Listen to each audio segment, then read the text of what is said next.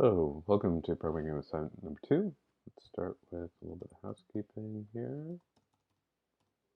We're going to do our requirements. So we're going to start with stratified splits. We want each one of the folds to look similar in terms of class counts. They do. This is abalone.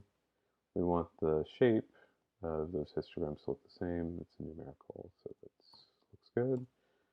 We're demonstrating our distance function here. We've got 3 distance functions, but we're just demonstrating Euclidean because it's the easiest to show. This is glass.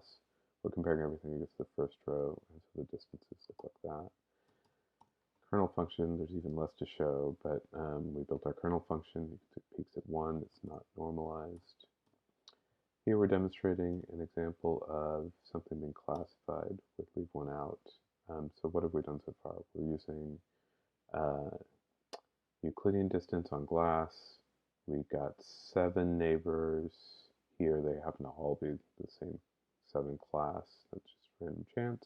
We left out their observation. We're definitely going to predict it as 7. We're using plurality. Here we're going to do a regression.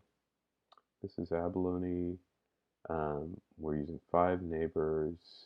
Here you can see the distance, and we're comparing to this one that we left out. And we predicted at 12, which seems about right.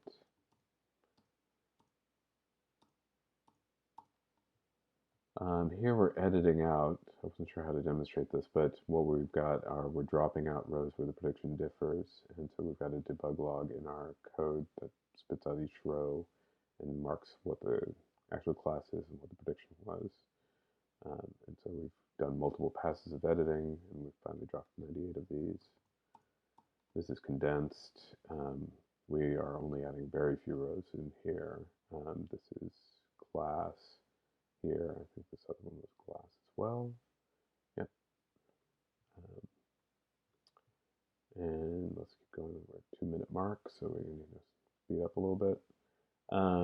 So we have demonstrated everything. Let's go into showing the folds and the actual performance.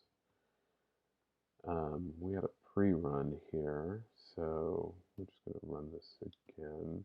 So trial 1 is our house votes. You can see what we're going to get back, but we'll actually go through the detailed output as well. I'm going to pause the video in a second. This will take about a minute to run.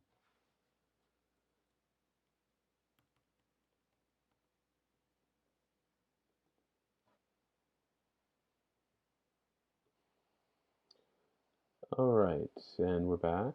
So this was house votes. We can see the mean accuracy scores. For what it's worth, it changed a little bit from our last run, but it's roughly the same.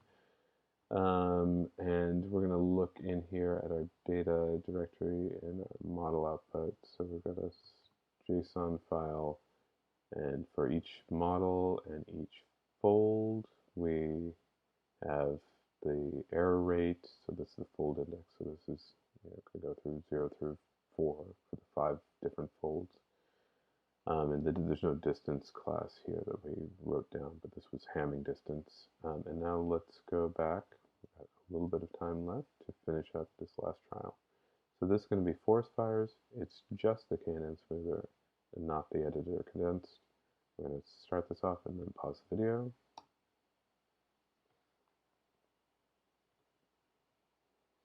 All right, we're back. That took another minute or so. We've got the score. This is root mean square error here for the K&N smoother on forest fires. We're going to go back, take a look at our model output here that we got back. So a little more complicated here because we're tuning epsilon and sigma, and so we're getting all those values back. But again, for each fold, we're getting a root mean square error, and the number of predictions and the training size we had. So we can see when this is not condensed and edited, but we can see what happens when we do. So we have 5 full